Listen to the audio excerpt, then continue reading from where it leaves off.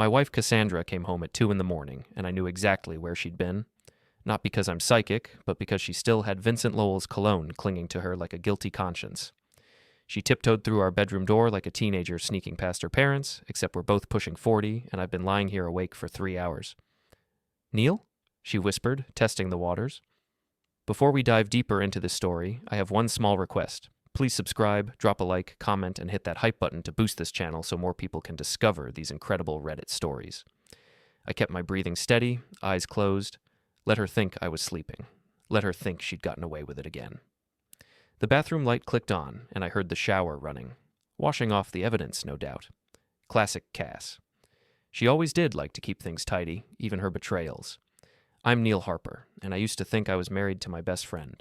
Turns out I was married to a stranger who happened to share my last name and half my mortgage. Funny how you can live with someone for 12 years and still be surprised by their capacity for creative cruelty. The shower stopped.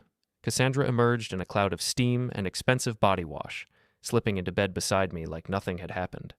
Like she hadn't just spent the evening with Vincent Lowell, the town's self-appointed real estate king and part-time home wrecker. "Baby?" she tried again, her hand finding my shoulder. I wanted to roll over and confront her right there. Wanted to ask her how long she thought she could keep this up, how stupid she thought I was. Instead, I made a sleepy noise and shifted away from her touch. Because I had a plan forming, and it required patience. The next morning, Cass was all sweetness and light, humming while she made coffee like she hadn't been out destroying our marriage the night before. She wore her favorite blue dress, the one that made her eyes pop, and I wondered if she'd worn it for Vincent too. "I'm having lunch with Julia today," she announced, not looking at me. "Sister bonding, you know how it is." Julia. Cass's younger sister, the one who actually had a conscience. If Cass was really having lunch with Julia, I was the Pope. But I nodded anyway, sipped my coffee, and watched my wife lie to my face with the practiced ease of someone who'd been doing it for months. "That's nice," I said. "Tell her I said hello." Cass kissed my cheek before she left, and I caught another whiff of that cologne.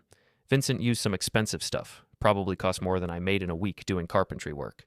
But money can't buy class, and it sure as hell can't buy loyalty. The door slammed shut behind her, and I was alone with my thoughts and a growing certainty that my marriage was over. The only question now was how it would end. I called in sick to work and drove across town to Julia's little house on Maple Street. She answered the door in pajamas and a confused expression. "Neil, what are you doing here? Isn't Cass supposed to be having lunch with me today?" "That's what she told me," I said. "Mind if I come in?" Julia's face went through several emotions at once. Confusion, understanding, then something that looked like guilt. She stepped aside and let me into her living room, which smelled like coffee and vanilla candles. "How long have you known?" I asked. She sat down hard on her couch, like her legs had given out. "Neil, How long, Julia?" 3 months, she whispered. "Maybe 4. I saw them at Rossetti's downtown, and they weren't exactly being discreet. I'm sorry, I should have told you sooner, but she's my sister, and I thought maybe it would just burn out on its own." 3 months. While I'd been working overtime to save money for the vacation Cass said she wanted, she'd been working overtime with Vincent Lowell. The irony wasn't lost on me. "She doesn't know that you know?" Julia asked. "Not yet." "What are you going to do?" I looked at Julia, really looked at her. She had Cass's eyes, but none of her selfishness. Where Cass was all sharp angles and ambition, Julia was soft curves and genuine warmth. How had I never noticed that before? "I'm going to give her exactly what she wants," I said. Julia tilted her head. "Which is?" "Freedom." I stayed at Julia's for another hour, and we talked about everything except the obvious. She made me lunch, and I fixed her leaky kitchen faucet. Normal, domestic things that felt more intimate than anything Cass and I had shared in months. When I finally left, Julia walked me to the door. "Neil?" she said as I reached my truck. "For what it's worth, my sister's an idiot." I drove home through the afternoon rain, my mind spinning with possibilities. Cassandra wanted to play games? Fine. But she was about to learn that she wasn't the only one who knew how to keep secrets. I spent the rest of that week becoming a detective in my own life. It's amazing what you can learn about someone when you stop trusting them and start paying attention. Cass had a routine. Monday, Wednesday, and Friday evenings were book club nights. Tuesdays were yoga class. Thursdays were dinner with the girls from work. Weekends varied, but there was always something. Always somewhere she needed to be that wasn't home with me. I followed her on Thursday. Vincent Lowell lived in the Riverside luxury apartments, the kind of place that charged extra for the privilege of looking down on the rest of the town. His unit was on the third floor, corner apartment with a view of the river and a parking spot for his silver Jaguar. I sat in my pickup truck across the street, rain drumming on the roof, and watched my wife walk into another man's building like she belonged there. She had a key. Of course, she had a key. 2 hours later, she came out looking satisfied and slightly disheveled. Vincent followed her to the parking garage, and they kissed goodbye like teenagers. Long, passionate, the kind of kiss she used to give me. I drove home and tore apart our bedroom. It didn't take long to find what I was looking for. Hidden in the back of Cass's jewelry box was a burner phone and $300 in cash. The phone's message history was a masterclass in betrayal. Can't wait to feel you inside me again. Cass. Your husband suspect anything? Vincent? Neil's too stupid to figure it out. He thinks I'm at book club. Cass. When are you leaving him? Vincent? Soon. Just need to make sure I get half of everything first. Cass. I took pictures of every message, then put everything back exactly where I'd found it. My hands were shaking, but not from anger. From anticipation. The next morning, Cass announced she was going shopping with Tara, her best friend and biggest enabler. Tara was one of those women who lived vicariously through other people's drama, always pushing for more excitement, more risk, more chaos. Don't wait up, Cass said, already heading for the door. We might make a night of it. Have fun, I replied, and I meant it. Because while she was out with Tara, I was going to have some fun of my own. Vincent's Jaguar was parked in its usual spot when I arrived at the Riverside apartments that evening. I'd brought a few tools from my workshop, the kind that could turn a luxury sedan into an expensive piece of junk. Sugar in the gas tank is a myth, but loosening the oil drain plug isn't. Neither is letting the air out of all 4 tires or using a screwdriver to carve cheater into the paint on the hood. I left a note under his windshield wiper. Next time, it's your face. Then I went home and waited. Cass came back at midnight, and her phone started ringing immediately. She answered it in the bathroom with the water running, but I could still hear Vincent's voice through the door. He was angry, scared, and looking for someone to blame. It had to be him, Vincent was saying. Your husband's lost his mind. Neil wouldn't do something like that, Cass replied, but she didn't sound convinced. He's not the type. Then who else knows about us? Good question, Vincent. Who else indeed? The next morning, Cass confronted me over breakfast. She tried to sound casual, but I could see the worry in her eyes. Vince had some trouble with his car last night, she said. Vandalism. Isn't that awful? Terrible, I agreed, not looking up from my eggs. Some people have no respect for other people's property. You wouldn't know anything about that, would you? I met her gaze with the most innocent expression I could manage. Why would I know anything about Vincent Lowell's car troubles? She studied my face for a long moment, looking for cracks in my facade. But I'd learned from the best. I'd been living with a professional liar for months. Of course not, she said finally. I just thought maybe you'd heard something around town. Nope, but I'll keep my ears open. That afternoon, I drove to the Blue Moon Tavern, the kind of working-class bar where information flowed as freely as the beer. My friend Eddie was already there, 3 drinks ahead of me and ready to talk. Eddie Kowalski was an ex-con with a heart of gold and a mouth like a steel trap when it mattered. We'd been friends since high school, back when the world seemed simpler and wives stayed faithful. Heard someone redecorated Vincent Lowell's fancy car, Eddie said as I sat down next to him. Is that so? Word is, he's been sniffing around someone's wife. Guess the husband finally noticed. I ordered a beer and considered my next move. The vandalism had been satisfying, but it was just the opening act. Vincent and Cass thought they were playing chess while I played checkers, time to show them how wrong they were. Eddie, I said, what do you know about Vincent's business practices? Eddie grinned, showing teeth stained by years of coffee and cigarettes. Now that's an interesting question. What do you want to know? Everything. By the time I left the Blue Moon 3 hours later, I had enough dirt on Vincent Lowell to bury him twice. Tax evasion, bribery, sexual harassment of female clients, and a pattern of predatory behavior that went back years. But the most interesting thing Eddie told me was about Vincent's last girlfriend, a woman named Sarah who'd left town suddenly after dating him for 6 months. She came into the bar one night, face all bruised up, Eddie said. Wouldn't say who did it, but we all knew. Vincent's got a temper when things don't go his way. I thought about Cass, about her plans to leave me for a man who hit women when he got angry. Part of me wanted to warn her, to protect her despite everything she'd done. But a bigger part of me wanted to let her learn the hard way. Monday morning brought rain and revelation. I was in my workshop behind the house, pretending to work on a cabinet while actually planning my next move, when Cass burst through the door like an avenging angel. "We need to talk," she announced, her eyes blazing with righteous fury. I looked up from my workbench, where I'd been sanding the same piece of wood for 20 minutes. "Good morning to you too, sweetheart." "Don't sweetheart me, Neil Harper. I know what you did." "I've done a lot of things. You'll have to be more specific." She stepped closer, and I could smell her perfume mixed with anger and desperation. "Vincent's car, the vandalism. I know it was you." I set down my sandpaper and gave her my full attention. "That's a serious accusation, Cass. I hope you have proof." "I don't need proof. I know you." "Do you?" I asked, and something in my tone made her take a step back. "Because I'm starting to think I don't know you at all." For a moment, her mask slipped. I saw uncertainty flicker across her face, maybe even a hint of guilt, but it was gone so fast I might have imagined it. "I don't know what you think you know," she said, "but you're wrong." "About what?" "About whatever conspiracy you've cooked up in that paranoid brain of yours." I laughed, actually laughed, and the sound seemed to surprise us both. "Paranoid? Cass, I found your burner phone." The color drained from her face. "What?" "In your jewelry box, along with $300 in cash and enough text messages to write a romance novel, though I'd call it more of a tragedy, personally." She opened her mouth, closed it, then opened it again like a fish gasping for air. "You went through my private things? Your private things? We're married, Cass. Or did you forget that while you were screwing Vincent Lowell?" The words hung in the air between us like a challenge.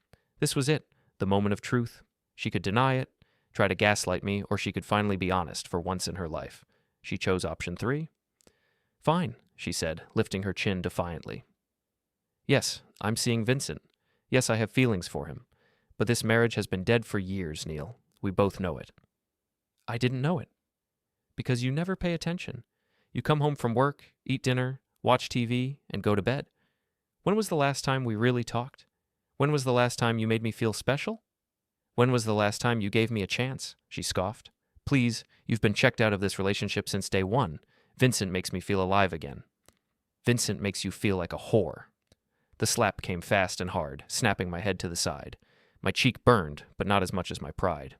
I turned back to face her slowly, and whatever she saw in my eyes made her take another step back. "Don't you ever call me that again," she whispered.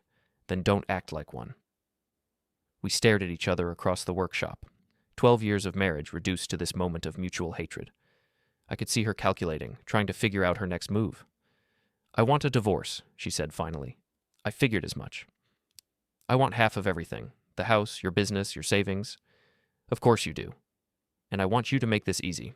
No fighting, no drama. Just sign the papers and let me go." I picked up my sandpaper and went back to work on the cabinet. "No." "What do you mean, no?" "I mean, no, Cass. You want a divorce? Fine. But you're not getting half of anything. You want to leave me for another man? That's your choice. But you're not going to profit from it." "That's not how divorce works, Neil." I looked up at her and smiled. It wasn't a nice smile. "We'll see." She left the workshop in a fury, slamming the door so hard the windows rattled. I went back to my sanding, humming a tune I couldn't quite place. That afternoon, I drove to Julia's house. She answered the door in jeans and a paint-stained t-shirt, looking more beautiful than her sister ever had. "Neil, is everything okay?" "Cass and I had a conversation this morning. She wants a divorce." Julia's face crumpled with sympathy. "Oh, Neil, I'm so sorry." "Don't be. It's probably for the best." She invited me in, and we sat on her couch drinking coffee while she told me about the painting she was working on. It was a landscape, she said, of the river at sunset. She'd always been artistic, unlike Cass, who saw creativity as a waste of time. "Can I see it?" I asked. She led me to her spare bedroom, which she'd converted into a studio. The painting was beautiful, all warm colors and soft light. It made me think of peace, of quiet moments stolen from a chaotic world. "It's incredible," I said, and meant it. "Thank you. Cass always said I was wasting my time with art, but it makes me happy." "Cass says a lot of things." Julia turned to look at me, and there was something different in her eyes, something that made my heart skip a beat. "Neil," she said softly, "I need to tell you something." "What?" "I've always thought my sister was an idiot for not appreciating you." The words hung between us like a bridge we could either cross or burn. I took a step closer to her, close enough to smell her shampoo, close enough to see the flecks of gold in her brown eyes. "Julia, I know it's wrong, she whispered. I know the timing is terrible, but I can't pretend anymore that I don't have feelings for you. I should have left, should have walked away and dealt with my divorce before complicating things further. Instead, I reached up and touched her cheek, and she leaned into my palm like a cat seeking warmth. Your sister is going to hate us both, I said. My sister hates everyone who isn't useful to her. At least this way, we'll be happy. I kissed her then, soft and tentative at first, then with growing passion. She tasted like coffee and possibility, like everything I'd been missing without knowing it. We didn't sleep together that day. We weren't ready for that, weren't sure what we were to each other yet. But we held each other on her couch and talked about everything except the obvious complications of our situation. When I finally left, it was getting dark. Julia walked me to the door, and we kissed goodbye like teenagers with a secret. What happens now? She asked. Now I finish what Cass started, I said. The next few days passed in a blur of legal consultations and strategic planning. I met with a divorce lawyer named Patricia Chen, a sharp-eyed woman who specialized in cases involving adultery. Do you have proof of the affair? She asked, reviewing the photos I'd taken of the text messages. Screenshots, surveillance photos, witness testimony if needed. Good. In this state, adultery can affect the division of assets, especially if marital funds were used to support the relationship. I thought about the $300 in cash, the expensive dinners, the hotel rooms. They were. Then we have a strong case, but be prepared for things to get ugly. Cheating spouses rarely go quietly. She was right about that. Cass had been unusually quiet since our confrontation, which meant she was planning something. I just wasn't sure what. I found out Thursday evening. I was at Julia's house, helping her hang the river painting in her living room when we heard a car pull into the driveway. Julia peeked through the curtains and went pale. It's Cass, she whispered. Does she have a key? No, but... The front door opened anyway. Cass walked in like she owned the place, then stopped dead when she saw us together. Her eyes took in the scene, me holding one end of the painting, Julia holding the other, both of us frozen like deer in headlights. Well, Cass said, her voice deadly calm. This is interesting. Julia found her voice first. Cass, what are you doing here? How did you get in? Spare key under the flower pot, same as always. The question is, what is my husband doing here? We're friends, I said. Julia's been helping me through a difficult time. Cass laughed, but there was no humor in it. Friends, is that what we're calling it? She walked closer, studying us like specimens under a microscope. You know, I always wondered why you were so eager to tell Neil about my affair. Now I understand. You wanted him for yourself. That's not true, Julia protested. Isn't it? Poor little Julia, always in my shadow, always wanting what I had. First it was my clothes, then my boyfriends in high school, now my husband. Your husband? I set down my end of the painting carefully. I thought you wanted a divorce. I do. But that doesn't mean I want you running straight to my sister like some pathetic rebound. The cruelty in her voice was breathtaking. This was the woman I'd loved for 12 years, the woman I'd built a life with, and she was talking about me like I was a piece of property she was tired of. Get out, Julia said quietly. Excuse me? I said, get out. This is my house, and you're not welcome here. Cass's eyes flashed with anger. You little bitch. Do you have any idea what you're doing? He's using you to get back at me. Maybe, Julia replied, standing straighter. Or maybe I'm using him to get back at you for being a terrible sister my entire life. The words hit Cass like a physical blow. For a moment, she looked genuinely hurt, almost vulnerable. Then the mask slipped back into place. Fine, she said, but don't come crying to me when he breaks your heart. Neil's good at that. She turned to leave, then paused at the door. Oh, and Neil? Vincent says hello. He also says to tell you that your little tantrum with his car was pathetic. Real men handle their problems face to face. After she left, Julia and I stood in silence for a long moment. The painting lay forgotten against the wall, our quiet evening shattered by Cass's venom. I'm sorry, Julia said finally. I should have changed the locks after she moved out. She moved out? 2 years ago. We had a fight about money, and she said she never wanted to see me again. This is the first time she's been back since then. I pulled Julia into my arms, feeling her tremble against me. She's trying to hurt us both. Don't let her. I know, it's just... She's still my sister. And Vincent's still the man she chose over her marriage. We all make choices, Julia. She made hers. That night, I drove home to find my house had been ransacked. Drawers pulled out, papers scattered, furniture overturned. It looked like a burglary, but nothing was missing. This was a message. I called the police, and Officer Dana Martinez arrived 20 minutes later. She was a good cop, thorough and fair, and she listened patiently while I explained about the divorce and the escalating tensions. "Any idea who might have done this?" she asked. "I have suspicions, but no proof. Not yet." She took photos and filed a report, but we both knew nothing would come of it. This was personal, and the law could only do so much. After she left, I cleaned up the mess and checked my security cameras. I'd installed them the week before, hidden in the eaves and behind the shutters. The footage showed two figures in dark clothing and baseball caps, but their faces weren't visible. What was visible was the silver Jaguar parked at the end of my street. Vincent had made a mistake. He'd let his anger override his caution, and now I had proof that he was involved. It wasn't enough for criminal charges, but it was enough for my purposes. I spent the rest of the night planning my response. Cass and Vincent thought they were playing hardball. They had no idea what hardball looked like. But they were about to learn. The next morning, I drove to Vincent's office in the downtown business district. Lowell Realty occupied the ground floor of a gleaming glass building, all chrome and leather and artificial success. Vincent was meeting with a client when I walked in, a young couple looking to buy their first home. They seemed nice, earnest, the kind of people who trusted real estate agents to have their best interests at heart. "Excuse me," I said to the receptionist. "I need to speak with Mr. Lowell about a property matter." "Do you have an appointment?" "He'll want to see me." Vincent looked up from his desk, and his face went through several emotions when he saw me. Surprise, anger, then something that might have been fear. "I'll be right back," he told his clients, then walked over to where I was standing. "What the hell are you doing here?" he hissed under his breath. "We need to talk." "I have nothing to say to you." "That's fine. I have plenty to say to you." I pulled out my phone and showed him the screenshot of the security footage. His face went pale when he recognized his car. "Breaking and entering is a felony in this state," I said conversationally. "So is vandalism. I'm sure your real estate license board would be interested to know about your extracurricular activities." "You can't prove anything." "Can't I?" I scrolled to another photo, this one showing him and Cass in the parking garage of his apartment building. "How about adultery? Or using marital assets to fund your affair?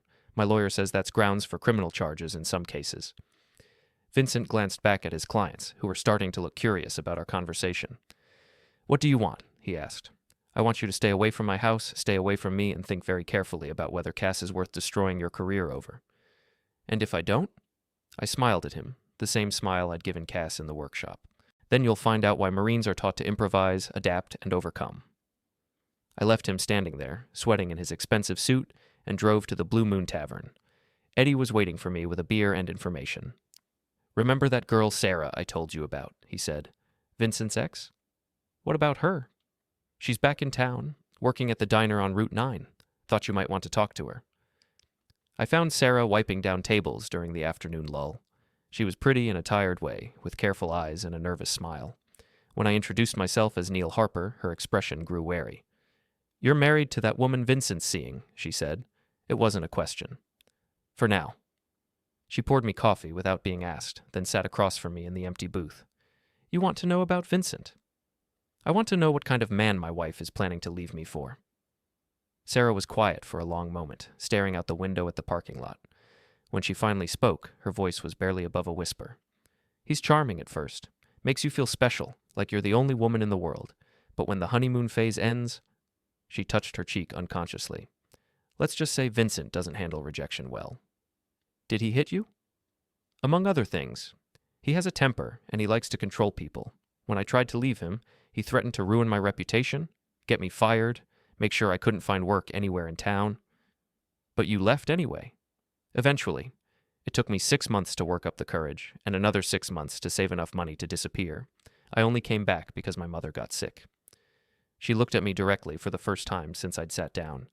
"Your wife has no idea what she's getting herself into." "Should I warn her?" Sarah laughed bitterly. "Would she listen?" "Probably not." Cass was convinced she had Vincent figured out, that she could handle whatever came her way. She'd always been overconfident, but this time her arrogance might get her hurt. Part of me still cared enough to want to protect her, but a bigger part of me thought she'd made her choice and would have to live with the consequences. I thanked Sarah for her time and drove home as the sun was setting. My house felt empty and cold, but at least it was mine. Soon it would be all mine. My phone buzzed with a text message from an unknown number. Stay away from what's mine or you'll regret it. I showed the message to Julia when she came over an hour later. She'd brought dinner and a bottle of wine, trying to salvage something positive from a difficult day. He's getting desperate, she said, reading over the text. Good. Desperate people make mistakes. What's your next move? I looked at her across my kitchen table, this woman who'd become my anchor in the storm of my collapsing marriage. She deserved better than to be caught in the crossfire of my war with Cass and Vincent. Are you sure you want to be part of this? I asked. It's going to get uglier before it gets better. She reached across the table and took my hand. I'm sure. Cass has been hurting people her whole life and never facing consequences. Maybe it's time that changed. Even if one of those people is you?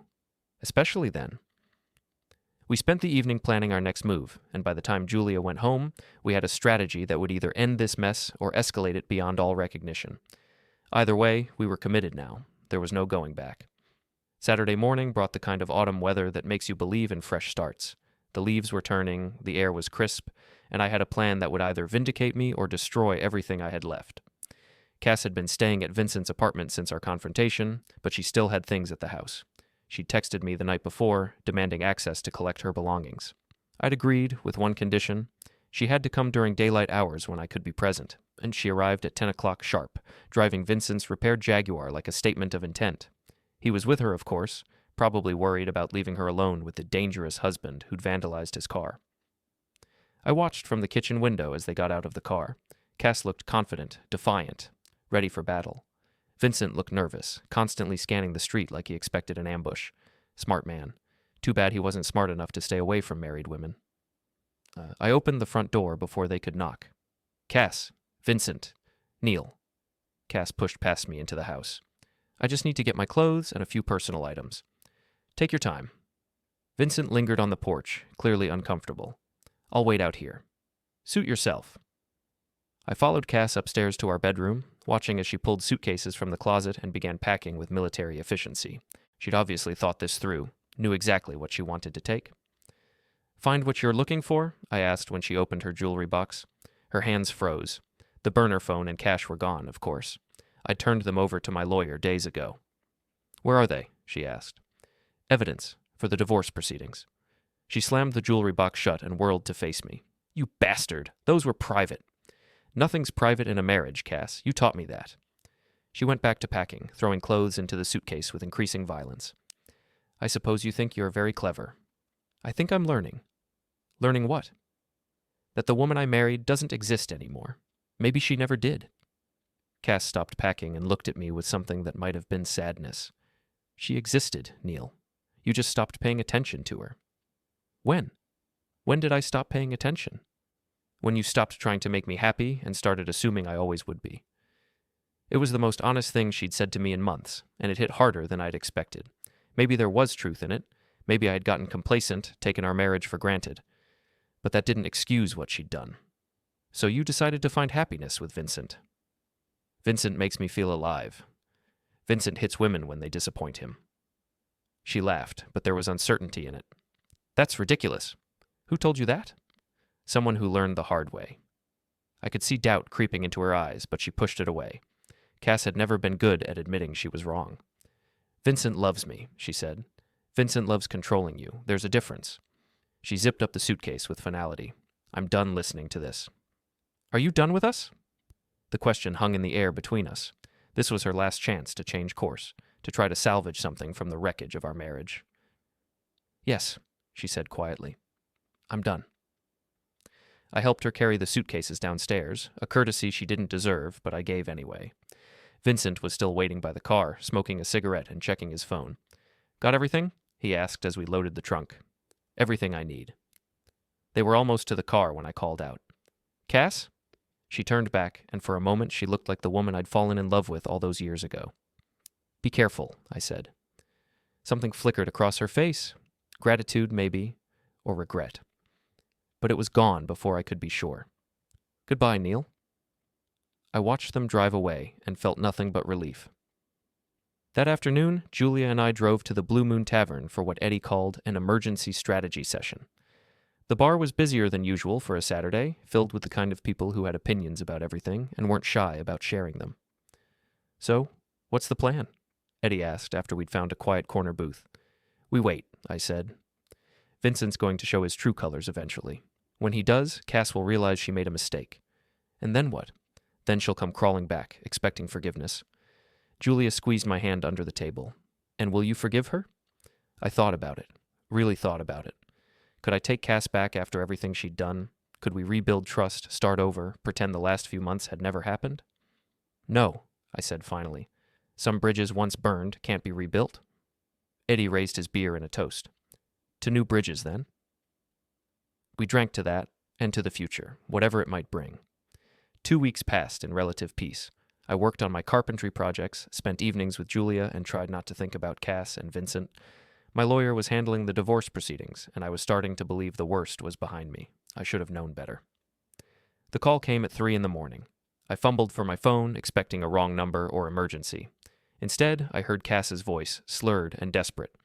Neil, I need help. I sat up in bed, instantly awake.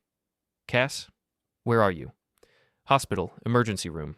Can you come get me? What happened? There was a long pause, filled with background noise. Voices, medical equipment, the controlled chaos of a trauma center. Vincent and I had a fight, she said finally. Things got physical. My blood ran cold. How bad? Broken ribs, black eye, split lip. Her voice cracked. You were right about him, Neil. You were right about everything. I closed my eyes, feeling no satisfaction in being proven correct. I'll be right there. Thank you. And Neil? I'm sorry for all of it. The line went dead. I threw on clothes and drove to the hospital, my mind racing. Part of me wanted to leave Cass to deal with the consequences of her choices. But a bigger part of me, the part that had loved her for 12 years, couldn't abandon her when she needed help. I found her in the emergency room, looking smaller and more fragile than I'd ever seen her. The damage was worse than she'd described over the phone. Vincent had worked her over thoroughly, professionally, like he'd had practice. Jesus, Cass. She looked up at me with eyes that were haunted and ashamed. I know what you're thinking. Do you? That I deserved this, that I made my bed and should lie in it. I sat down beside her on the examination table. I'm thinking that no one deserves this, no matter what they've done. She started crying then, great heaving sobs that shook her whole body. I held her while she cried, and for a moment it was like the last few months had never happened. I was so stupid, she whispered against my chest. So incredibly stupid. What happened? I told him I wanted to slow things down, take a step back and figure out what I really wanted. He didn't take it well. Where is he now? Gone. Disappeared. The police are looking for him, but... She shrugged helplessly. I helped her with the discharge paperwork and drove her back to Julia's house. It seemed like the safest place for her, and Julia, despite everything, welcomed her sister with open arms. Family is family, Julia explained when I asked her about it later, no matter how screwed up it gets. Cass stayed with Julia for 3 days, recovering from her injuries and trying to piece her life back together. I visited every day, bringing food and helping with practical matters like changing the locks and dealing with the police. It was during one of these visits that Cass asked the question I'd been dreading. Is there any chance for us, Neil? Any possibility we could work things out? We were sitting on Julia's back porch, watching the sunset paint the sky in shades of orange and pink. Cass looked better. The swelling had gone down, and the bruises were starting to fade, but there was still something broken in her eyes. I don't know, I said honestly. A lot has happened. I know, and I know I have no right to ask. But I love you, Neil. I never stopped loving you. You have a funny way of showing it. She winced at the truth in that. I made mistakes. Terrible, stupid mistakes. But people change, don't they? People can learn from their errors and become better. I looked at her, this woman who had been my whole world for so long. She was asking for forgiveness, for a second chance, for the opportunity to prove she could be the wife I'd always wanted her to be. And I realized I didn't want her to be. Cass, I said gently, I forgive you, for all of it. But forgiveness doesn't mean we can go back to the way things were. Why not? Because I'm not the same person I was 6 months ago, and neither are you. She was quiet for a long time, absorbing this. When she finally spoke, her voice was small and defeated. So what happens now? Now you heal. You figure out who you want to be and what kind of life you want to build, and I do the same. Without each other. Without each other. That night, after Cass had gone to bed, Julia and I sat up talking about the future. We'd been dancing around the obvious for weeks, both of us afraid to name what was growing between us. "What are we doing, Neil?" she asked. "I don't know. What do you want to be doing?" "I want to be happy. For the first time in my life, I want to choose happiness over obligation." I kissed her then, soft and sweet, full of promise and possibility. "Then let's be happy," I said. 3 months later, Vincent Lowell was arrested in Florida after he assaulted a bartender while living under a false name. Within hours, the news hit our town, and the gossip turned our private disaster into a public story. People called me the husband who tried to warn everyone, Cass the victim who ignored the signs, and Julia the loyal sister who held us together. It was mostly true, but it was cleaner than reality ever is. Cass testified at trial without shaking. The jury convicted Vincent, and the judge gave him 5 years. It wasn't a perfect kind of justice, but it was something real. 2 weeks later, the divorce was finalized. Cass took half our savings and her car. I kept the house and my business. I could have fought harder, but I wanted the whole chapter closed, not dragged out. Outside the courthouse, Cass thanked me and asked if I was happy with Julia. I looked at Julia waiting by my truck, steady, patient, real, and said yes. Cass nodded like she finally understood what she'd thrown away, then walked off toward a new life I'd never be part of again. Julia and I married the next spring in a small ceremony at the Blue Moon Tavern. On our simple honeymoon along the Maine coast, she asked if I regretted any of it. I told her I regretted that it was necessary, not the outcome. We promised each other honesty, even when it hurt, and to fight for us instead of looking elsewhere. We kept those promises, because some stories aren't about redemption, they're about consequences, and the quiet relief of moving on.